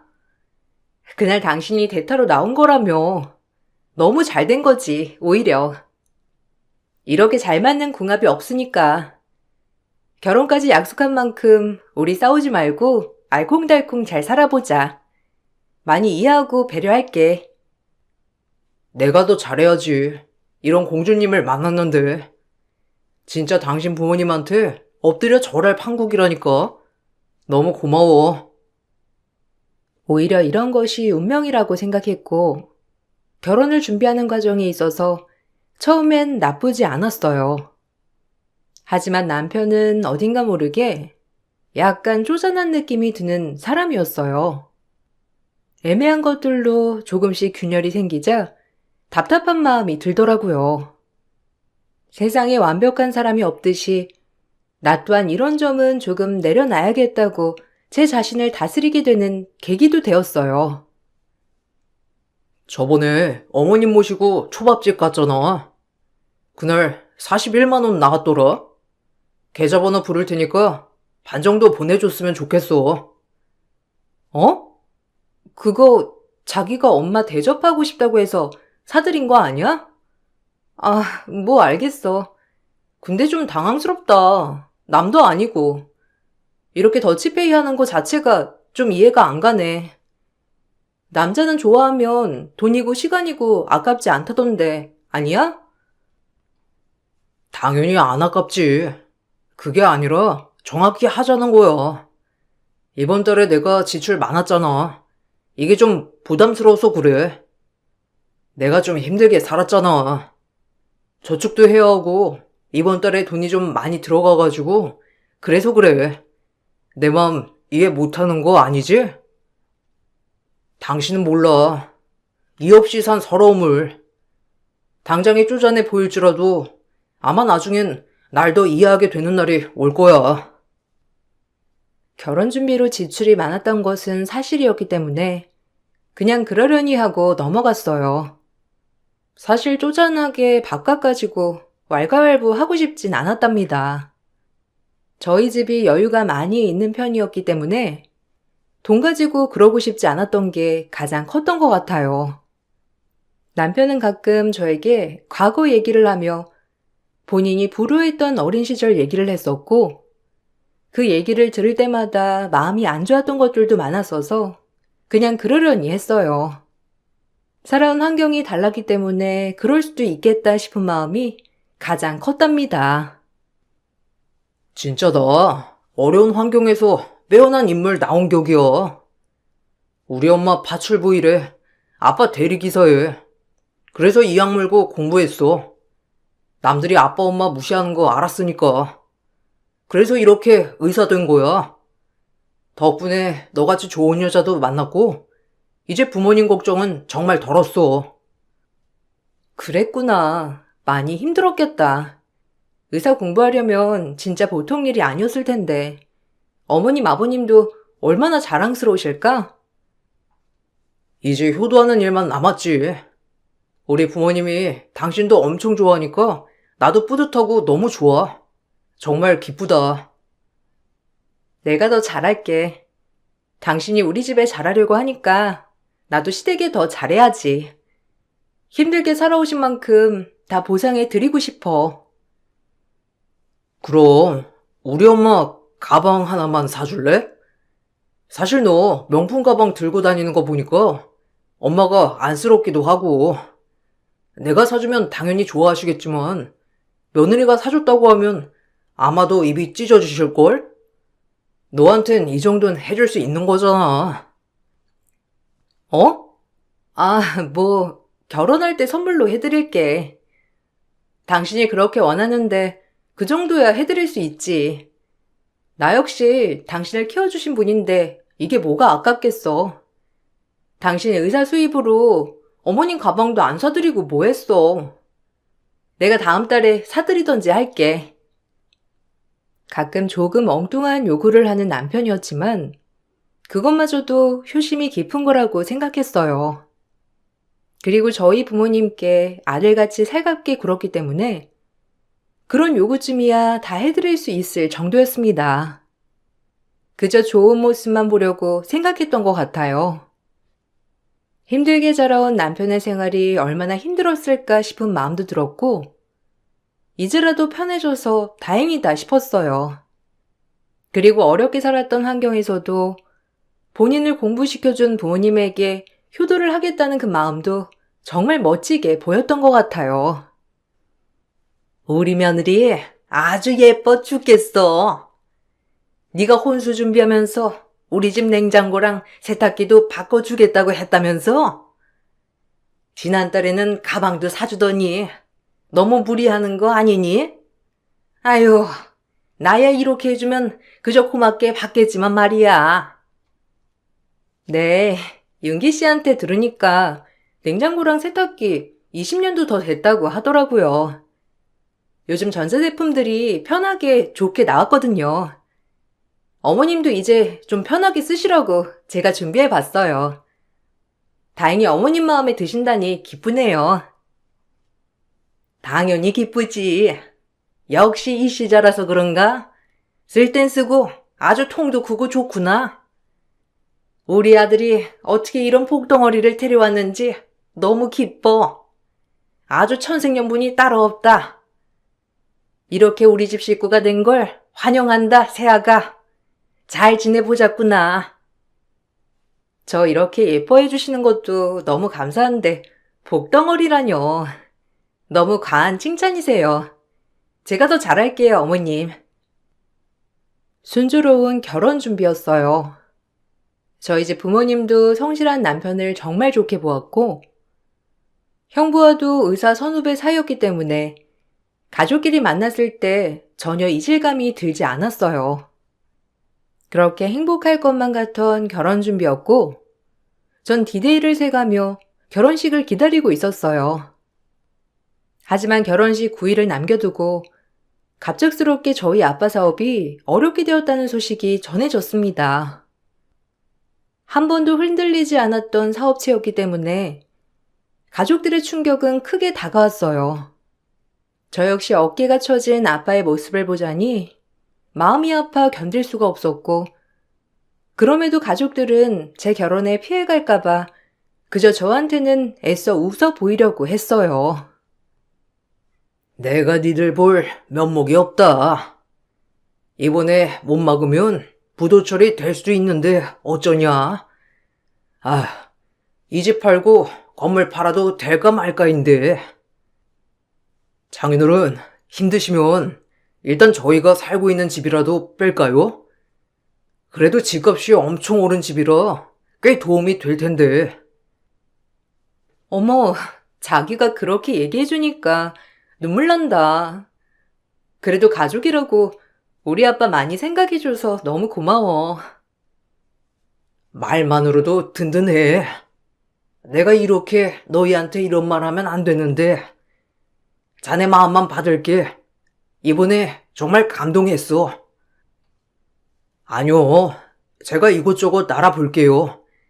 아버님 이렇게 쉽게 무너지실 분 아니잖아요. 제가 장담합니다. 저도 백방으로 알아볼 테니 아버님도 용기 잃지 마셔요.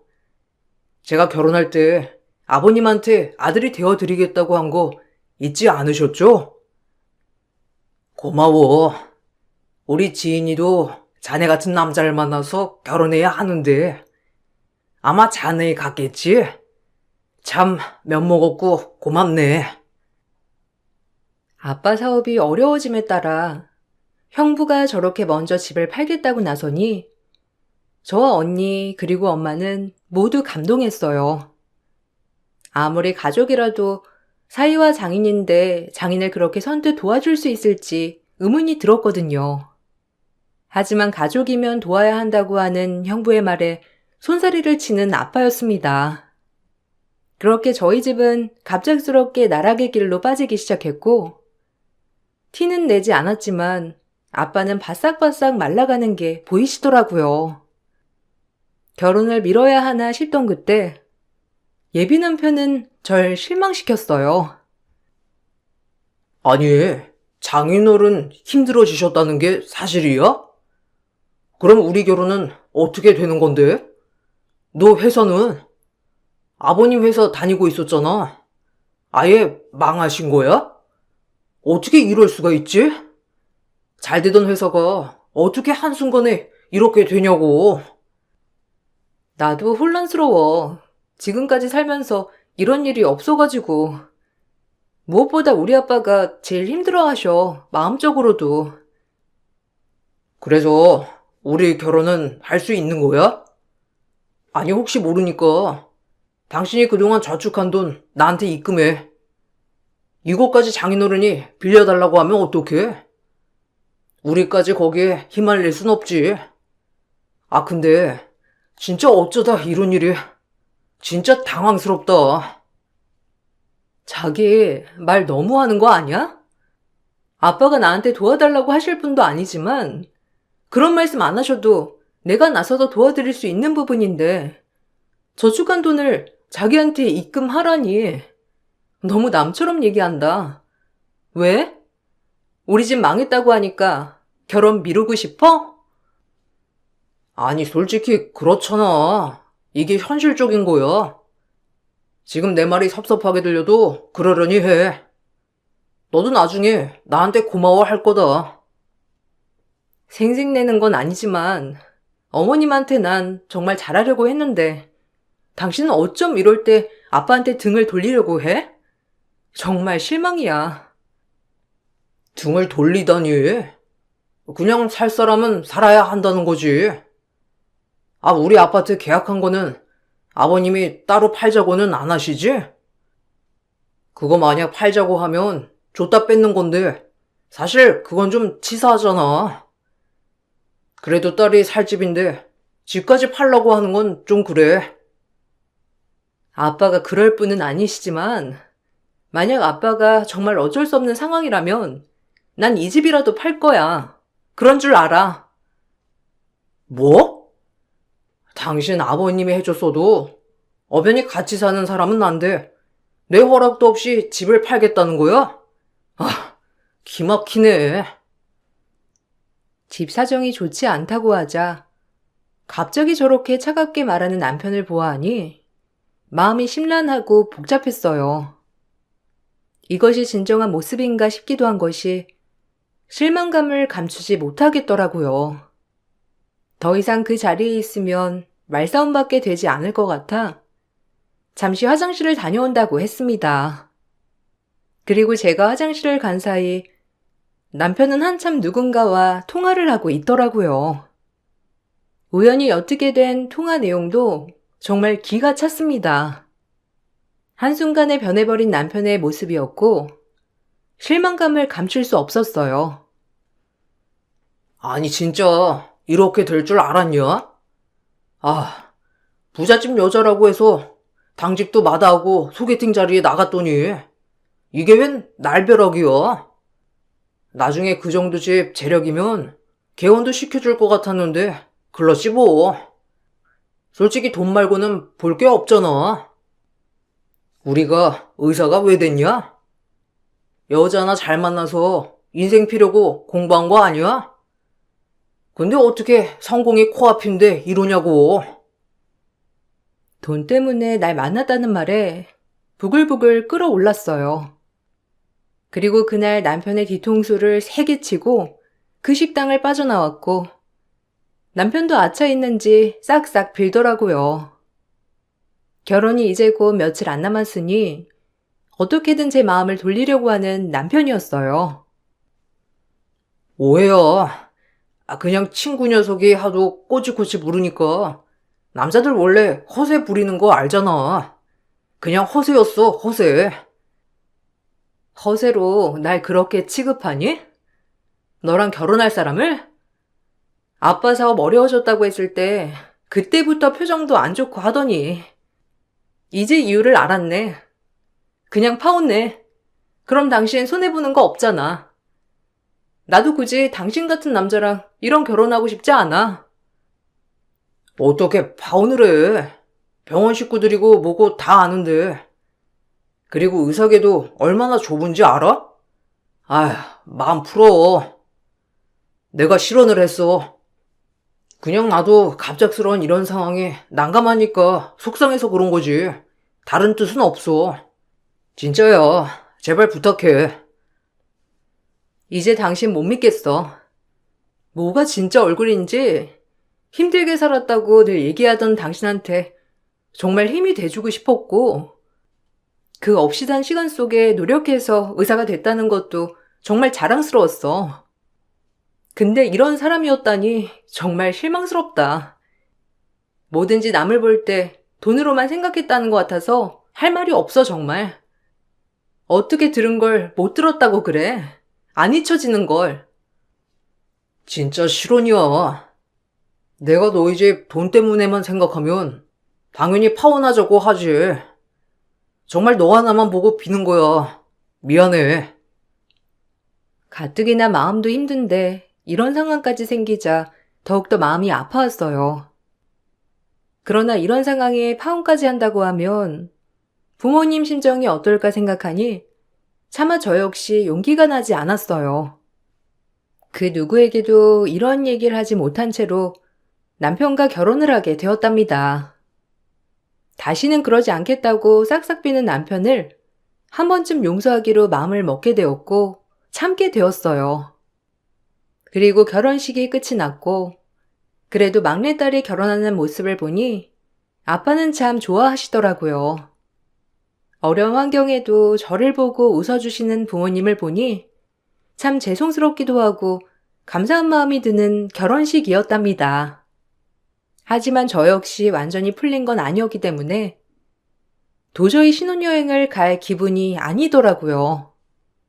그래도 취소 예약금이 어마어마해서 어쩔 수 없이 남편과 신혼여행을 가게 되었고 그곳에서 정말 대파나는 사건이 발생했습니다. 이제 결혼도 했겠다. 배째라는 남편을 보니 어이가 없었죠. 뭐 당신이 잘못했다고 하니까 나도 이해해 보도록 할게. 이제 부부가 됐으니까 죽이 되든 밥이 되든 잘 살아보자. 우리 여행 갔다 오면 한 일주일 정도 더 여유 있잖아.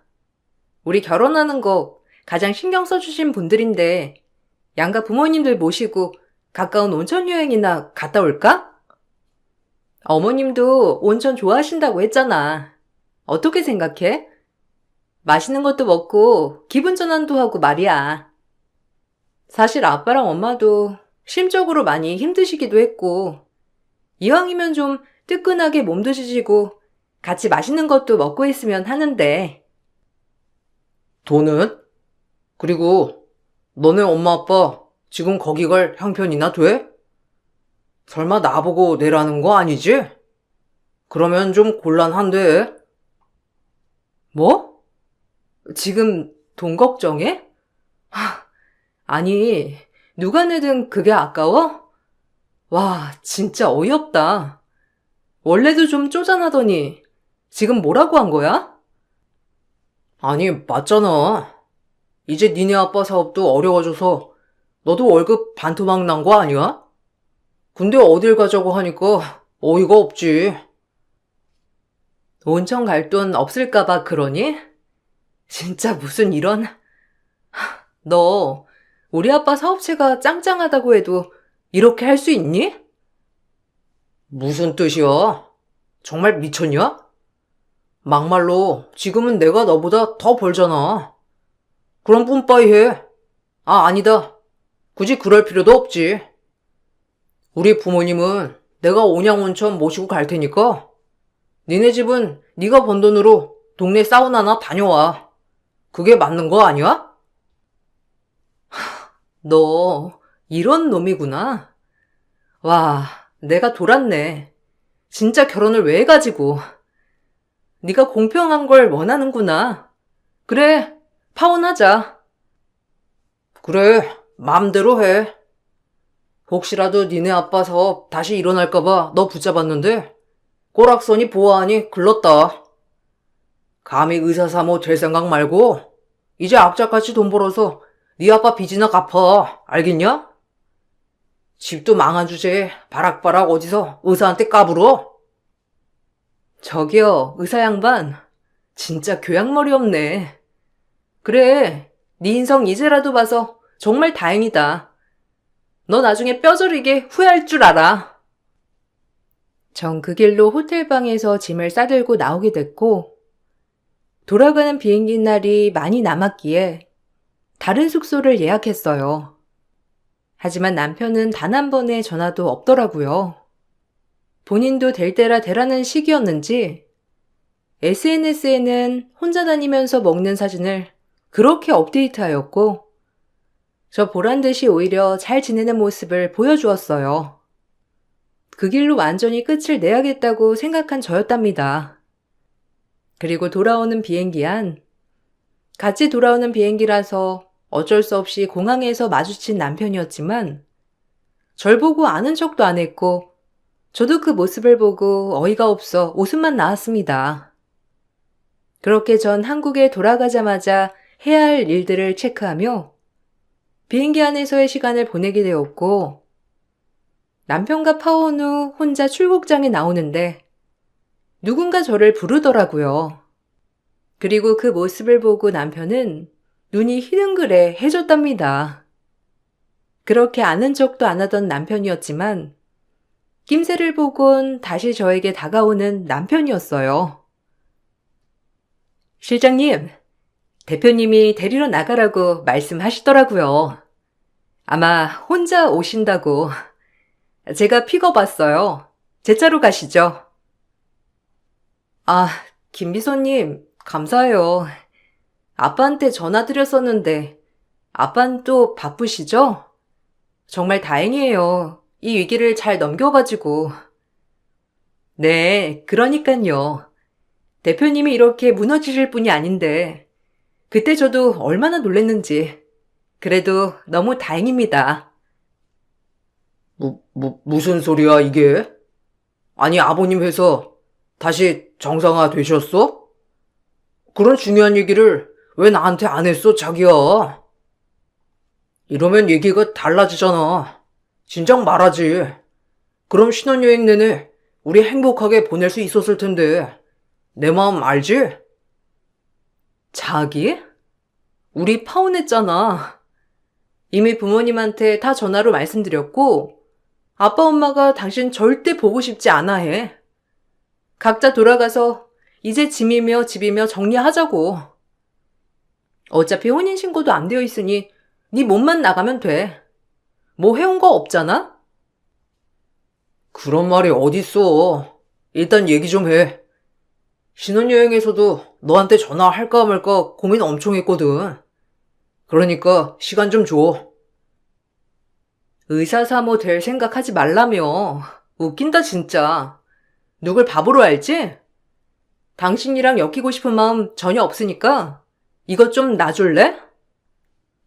사실 아빠랑 오래 알고 지낸 거래처 사장님께서 아빠 회사가 힘들어진 걸 알고는 본인 회사를 내세요. 저희를 도와주셨습니다.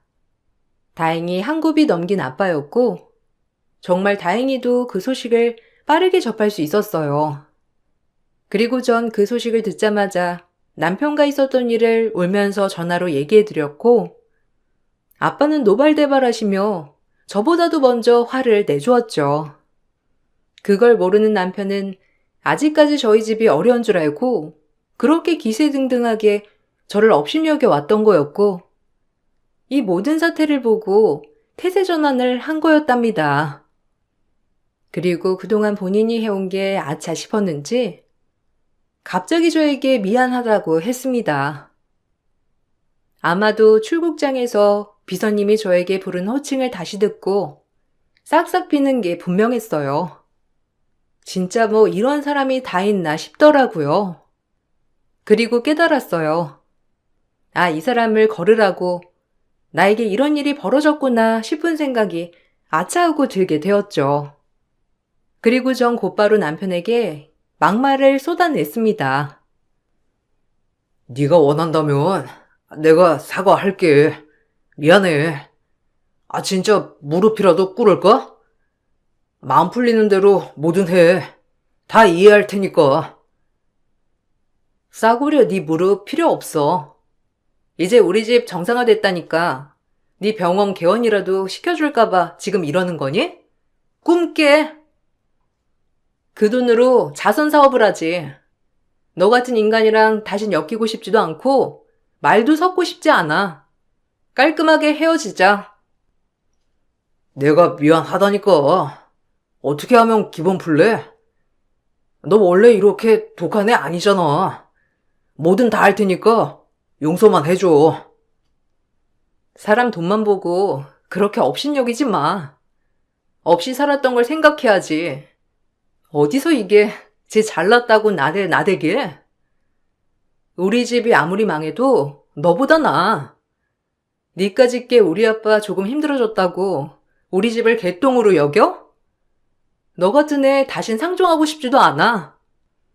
지 어린 시절 없이 살았다고 구구절절 안 좋은 소리만 해대더니 넌 공부를 한 게 아니라 쓸데없는 야심을 키운 거였구나? 내가 잠깐 실수로 잠시 머리에 뭘 맞아서 널 만났지만 이젠 정말 제정신 차렸다. 큰 소리 낼 것도 없이 그냥 몸만 꺼져. 진짜 미안해. 알잖아. 나 원래 좀 예민한 거. 내가 뭐 때문에 나도 그랬는지 모르겠어. 한 번만 용서해주면 안 될까? 평생 너한테 충성을 다할 거야. 우리가 어떻게 파혼을 하냐. 결혼식까지 다 올리고 지금 세상 앞에 이렇게 부부라고 알렸는데. 잠깐 개쪽당하는 게 나아. 그리고 우리 집 정상화로 돌아왔다고 생각하니까 네가 충성을 다하려는 거겠지. 누굴 바보로 하나. 너 같은 인간 여러 종류로 봤는데 이렇게 가까이 있을 줄은 정말 몰랐다. 너 같은 인간은 매운맛 좀 봐야 정신을 차리지? 남편이 계속 붙잡았지만 일단은 비서님과 같이 집으로 향했고 전 신혼집에 도착하자마자 남편의 옷가지를 다 싸서 문 밖에 내놓았습니다. 그리고 현관 비밀번호까지 바꿔버렸죠. 이 사실을 시댁 식구들도 알게 되었고 그날 저녁 시댁 식구들과 같이 남편은 신혼집에 방문해 문을 열어달라고 읍소를 하였답니다. 하지만 제 마음을 돌리기엔 역부족이었어요. 사실 시부모님이 무슨 죄가 있냐고 생각도 잠시 들었지만 어쨌든 이젠 저와 연관되지 않는 분들이니 이 마음을 얼른 걷었죠. 얘기 들었어. 얘, 이 문 좀 열고 얘기하면 안 되겠니? 내가 우리 아들을 잘못 키워서 이렇게 된 거란다. 문 좀 열으렴. 더 이상 드릴 얘기 없어요. 어머님, 아버님한텐 죄송하지만 전 저런 남자와 살 자신이 없네요. 그만 돌아가 주세요. 내가 미안하다니까. 얼굴 보고 얘기해. 우리 엄마 아빠도 오셨는데 이렇게 문 안 열고 문전박대할 거야? 어떻게 그래? 네가 자초한 일이잖아. 신혼여행에서 나한테 한 거 생각 안 나니? 너 절대 용서 못해. 그냥 깔끔하게 끝내. 너랑 엮이고 싶지 않아. 애초에 우리 집 망했다고 생각해 그냥. 그래야 당신 마음도 편하지 않겠어? 어차피 우리 집 망해서 나랑 파혼하려고 했었잖아. 아유, 갑자기 이러면 어떡해. 네가 좀 화 좀 풀고 이 문 좀 열어라, 응? 우리 아들이 지금 많이 반성하고 있어. 이게 다 없이 살아서 이렇게 된 건데 이 마음을 좀 이해해주면 안 되겠니? 너같이 곱게 자란 애가 이해해야지 누가 이해하니? 없이 산 사람들은 다 그런 마음 가지고 사나요? 합리화하지 마세요. 저 어머님한테 이렇게 말하는 것도 마음 불편해요. 가방까진 달라고 하지 않을 거고요. 우리 파혼했으니까 제가 결혼 선물로 사드린 냉장고랑 세탁기 그 값은 저한테 보내주세요. 아니 너 줬다 뺏는 게 어딨니? 그건 그거고 이건 이거지. 너 참 공가사 구분 못한다. 그러지 말고 마음 풀어. 공가사 구분하니까 돈 보내달라고 하는 거예요. 가방은 그냥 선물 드린 걸로 할 테니 전자제품 값은 보내세요. 그 잘난 의사들 저보다 훨배 많이 번다고 하니 그 돈은 껌값일 거 아니에요. 저 원망 말고 아드님 원망하시면 되겠어요. 아, 너 진짜 너무한다. 한순간에 실수를 했기로써니 어떻게 이렇게 남보다도 못하게 돼? 아, 내가 미안하다니까. 그리고 전 곧 경찰에 신고를 하여 집 앞의 가족들을 떠나게 했습니다. 저도 사람을 잘못 본 실수를 한 게 있으니 결혼 비용에 대해서는 애초에 따지지 않았고요. 시부모님에게 들어간 전자제품 가격만 돌려달라고 했어요. 어차피 신혼집 지분은 남편에게 아예 없었거든요. 저희 아빠가 사준 집에다가 제가 채운 혼수였기 때문이죠. 그뿐만 아니라 워낙 지역도 좋고 의사계도 좁은 현실이라 제 모든 일을 알고는 형부가 남편 친구에게 따져댔습니다. 어떻게 그런 인간을 대신 보낼 수 있냐고 말이죠. 하지만 원래 소개받기로 했던 사람이 하는 말이 어떻게든 본인이 나가겠다고 우겨서 나온 거라고 하더라고요. 그리고 이 사실을 안 남편의 동기들도 남편의 위압과 위선에 절레절레 혀를 찼다고 했고 다니던 병원에서도 소문이 났다고 해요. 아니, 이 원장님 파혼했다며? 대박이다. 그럴 줄 알았어. 원래가 쫌생이잖아. 부잣집 여자가 미쳤다고 저런 남자랑 결혼해? 그 여자네 집이 좀 힘들어졌는데 그 틈을 타서 여자한테 막말하고 그랬대. 진짜 웃기지 않아? 아우, 정말 치졸하지 남자가. 근데 알고 보니 여자네 집이 또 괜찮아진 거야. 그것도 모르고 그렇게 여자한테 막말했대. 정말 세댔지 뭐. 진짜 대박이지? 와, 진짜 대박이다. 근데 생긴 것도 그래 보이잖아. 아우, 소름 끼쳐. 진짜 그 여자도 차라리 파혼한 게 낫지. 흠도 아닌데 뭐. 다니고 있던 병원에도 어떻게 소문이 났는지 모든 직원들이 다 알게 되었고 남편은 병원을 다니면서도 계속해서 소문에 시달려야 했어요. 형부한테 듣기론 그 기수 동문들을 만나면 다 남편 얘기만 한다고 하더라고요. 부잣집 여자 쫓다가 정말 새된 스토리라며 아주 잘 됐다고 다들 한마디 한답니다. 제 시부모님이 될 뻔한 분들도 남편을 그렇게 원망을 했고요. 네가 잘했어 봐. 에휴, 그런 여자애를 네가 또 어떻게 만날 것 같아? 조금만 기다려보지. 어쩜 애가 성격이 이리 급해? 아니, 망했다고 하는데, 그럼 눈이 안 돌아요? 내가 왜 결혼한 건데? 엄마도 선물 때문에 그러지? 참나, 속 보여요. 뭐야? 이게 엄마한테? 의사나 돼가지고 어쩜 그렇게 생각이 짧아? 에휴, 속 터져. 당분간 내 집에 오지도 마. 전 남편은 저에게 전자제품 가격을 안 주려고 했지만 제가 소송을 건다고 하자 더 이상 소문날 게 두려웠는지 얼른 전자제품 가격을 입금했답니다. 이런 일이 안 일어났으면 정말 좋았을 테지만 정말 저에게 인생 공부를 톡톡히 시켜준 계기 같아요. 하지만 간간히 자꾸 저에게 다시 합치자는 둥, 잘못했다는 둥 이런 소리를 하길래 경찰에 스토커가 있다고 신고를 했어요. 와, 너 진짜 너무한다. 하다 스토커로 신고를 해? 진짜 한 번만 딱 수그려주면 되는 걸 가지고 그러고 싶어? 다신 연락 마. 지금 회사 때문에 전화번호 못 바꾸고 있는 거니까 이 번호로 또 전화하면 또 신고할 줄 알아. 요즘에 스토커들 아주 기갈나게 벌받는 거 알지? 당신도 그러고 싶지 않으면 이제 좀 나가 떨어져라 제발. 잘난 의사 양반이 체면국이잖아? 그래도 스토커는 아니잖아. 아무리 내가 너한테 미련을 못 버려도 그렇지. 만나서 얘기할 기회는 주라. 우리 집 돈이 아쉬운 거겠죠. 의사 양반이니 더 좋은 여자 물어다가 개원하세요. 그러면 되겠네요. 업계에 소문나서 그것도 쉬울진 모르겠지만 네 발등 네가 찍었지 뭐. 누굴 탓하겠니? 없이 살았으니 열심히 돈 벌어서 부모님한테 효도나 해라.